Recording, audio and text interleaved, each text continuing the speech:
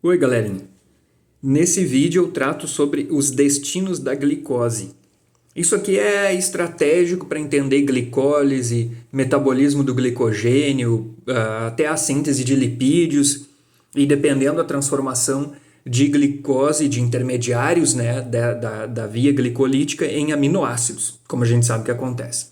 Então, essa glicose aí, quando pensar para onde é que foi a glicose que estava aqui, tem que lembrar em qual estado metabólico está. Eu coloquei dois aqui, mas se quiser colocar exercício em jejum, né, ou sei lá, depois de ingerir muito pouco alimento, né, porque nem é recomendado se alimentar antes de exercício, pela questão da circulação no trato gastrointestinal e perturbações hormonais também podem surgir.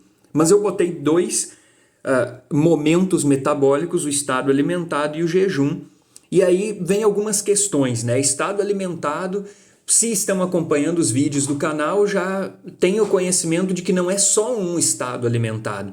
Tem vários tipos de dieta. E as pessoas seguem aquelas que entendem como a melhor. E aí deve ser feita a pergunta, né? Qual é o tipo de dieta desse estado alimentado?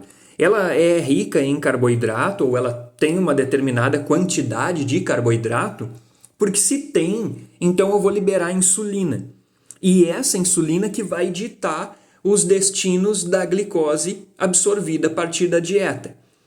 No jejum, que eu também chamo de estado pós-absortivo, ou seja, é aquele estado onde eu não tenho mais elementos ali no intestino para absorver. Não tem mais nutrientes ali, já absorvi tudo que devia a partir da dieta, da refeição.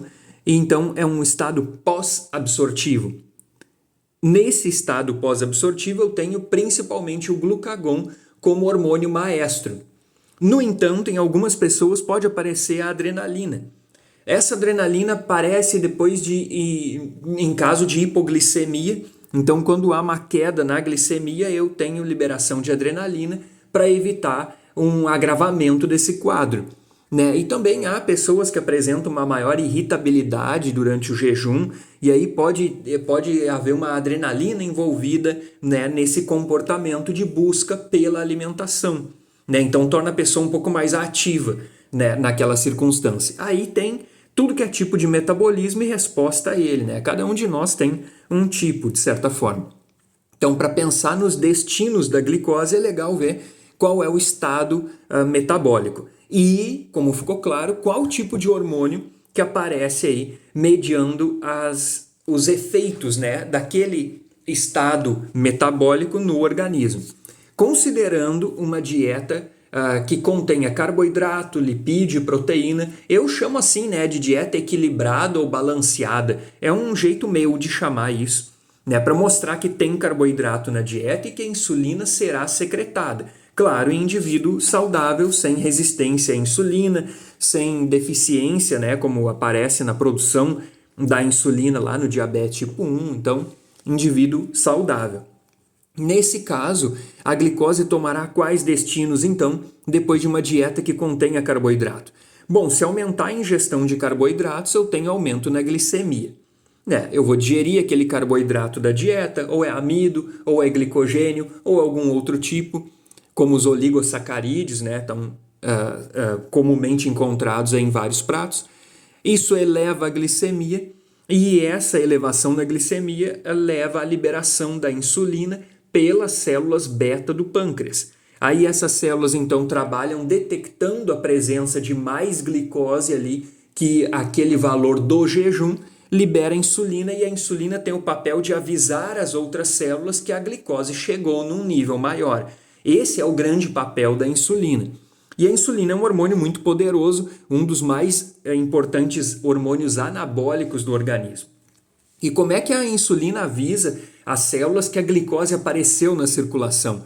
Bom, ela estimula o movimento do GLUT4, que é um transportador de glicose, de dentro das células para a membrana plasmática delas. É como se uma porta se movesse específica para o transporte de glicose, de dentro da célula lá para a membrana plasmática. Isso vai ser muito importante em todos os músculos e no tecido adiposo. Então é um bom grupo de células que tem o GLUT4 como transportador de glicose insulino dependente. O GLUT4 apenas no músculo consegue ir para a membrana plasmática sem depender de insulina, mas isso é observado durante o exercício, não durante um repouso depois de ingerir uma refeição. Então o GLUT4, que é dependente de insulina, migra para a membrana e capta a glicose, removendo ela, portanto, da circulação, permitindo a entrada dela nesses tecidos, nesses órgãos. Outro efeito muito importante da insulina é estimular a glicogênese, que é a síntese de glicogênio. E glicogênio é um polímero de glicose. É um jeito de armazenar a glicose, especialmente no fígado e também em músculos, no astrócito, que é uma célula companheira do neurônio. Então a gente tem glicogênio sendo armazenado. De novo, eu retiro aquela glicose da circulação e como tem muito, eu consigo armazenar. Mas isso porque eu recebi o aviso da insulina. Na ausência dela, eu não tenho nada disso aqui. Ou um efeito muito pobre. A insulina estimula também a glicólise, que é a via de consumo da glicose com produção de ATP e preparação de uma molécula chamada piruvato. Então, isso é estimulado em alguns tecidos e o que dá para dizer também é que a insulina desfaz os efeitos do glucagon. Então, o glucagon é o hormônio que vem lá do jejum, dizendo que a glicemia é normal ou baixa. E a insulina é o hormônio que vem no estado alimentado dizer que a glicemia subiu, que a quantidade de glicose no sangue subiu. Então, ela deve desfazer os efeitos induzidos pelo glucagon para ter sucesso. E o órgão que depende muito desse sinal para consumir a glicose no estado alimentado, quando a glicemia é alta, é o fígado, mas não exclusivamente. Então, se tem um estímulo de mais de uma maneira sobre a glicólise no organismo, dizendo pode usar a glicose, pode produzir ATP e piruvato a partir disso e usar essas moléculas conforme for aí a demanda, porque tem bastante glicose circulante. A produção de lipídios também é estimulada pela insulina usando carbonos, especialmente lá da glicose. Então, quando eu me alimento, claro que vem lipídio da dieta, mas eu posso produzir lipídios a partir de carbonos e elétrons também oriundos da glicose. Então, isso vai ser visto em mais detalhes aqui, porque é muito importante entender quando lê um exame de sangue e vem a recomendação, olha, tá com nível de lipídio alto no sangue, então vai ter que comer menos lipídio, é claro, e também menos carboidrato. Aí a pessoa fica olhando, por que eu tenho que comer menos carboidrato se eu estou com problema em lipídio? Bom, então isso eu deixo para outro vídeo, eu quero desenhar isso de maneira mais acessível e com mais calma num vídeo específico. Mas todo esse efeito é estimulado por insulina para que também na síntese de lipídios eu use carbonos oriundos da glicose. Então é um jeito de dizer, de novo, né? Tem tanta glicose que tu pode fazer lipídio para armazenar depois. Armazenar o lipídio não é problema. Até certo ponto que a gente sabe que tem ali um limite, né, em relação à saúde. Mas eu preciso armazenar essa forma que apareceu a mais de combustível de uma maneira estável e que eu uso ao longo do tempo. E triglicerídeo na bioquímica é muito rentável, né, em termos de ATP. Quando eu quebro o triglicerídeo, eu tenho ácido graxo, eu oxido o ácido graxo e aí eu tenho uma boa quantidade de ATP sendo produzido. Então, o triglicerídeo é uma maneira estável de armazenar excesso de carboidratos que vem da dieta.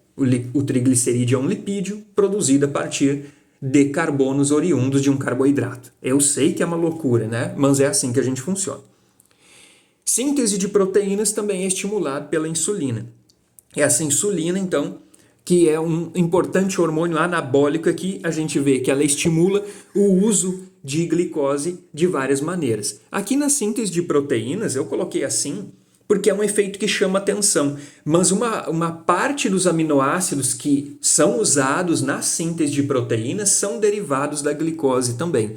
Então, com esse esqueminha, dá para a gente ter uma noção da versatilidade da glicose, né? Isso já foi tratado aqui no canal, e de como que eu uso ela quando o nível aumenta. É por isso que a glicose, o nível da glicose vai baixando na circulação depois de um tempo após a dieta, porque a insulina mandou usar.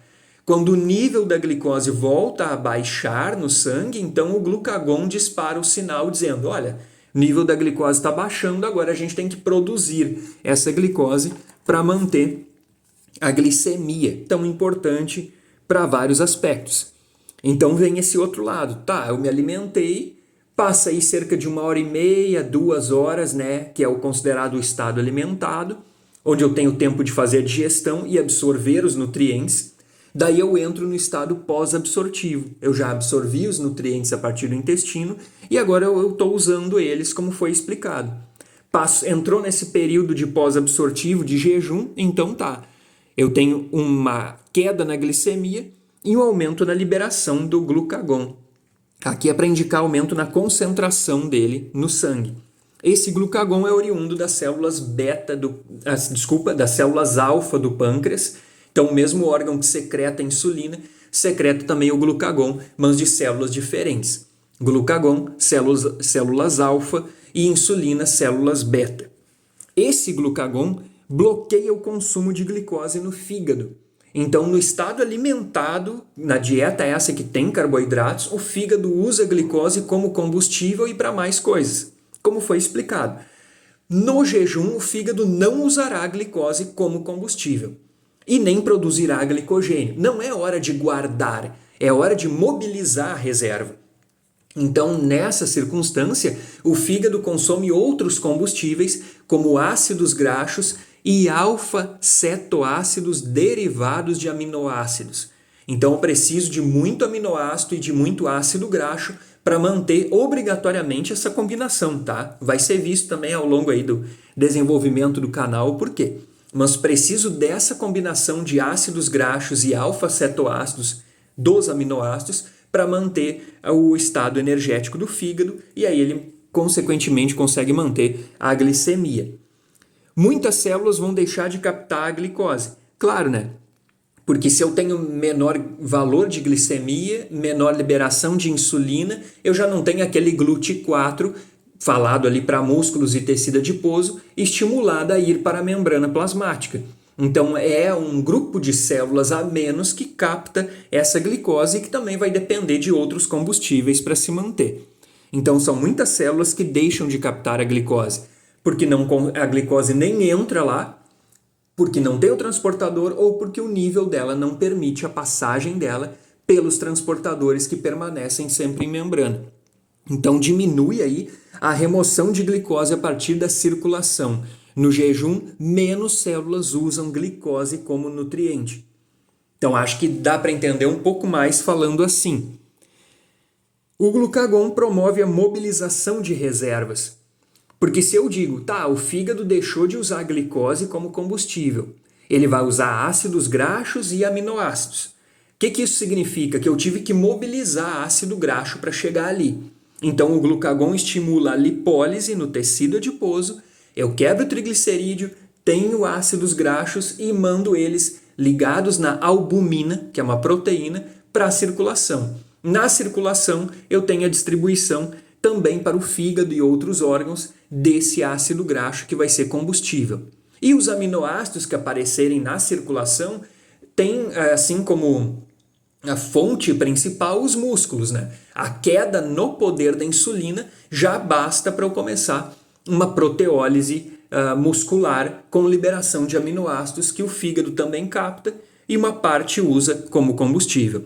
Então, glucagon é mobilização, é indutor de mobilização de reservas. Então, isso aqui é meio que um resumo para entender o panorama.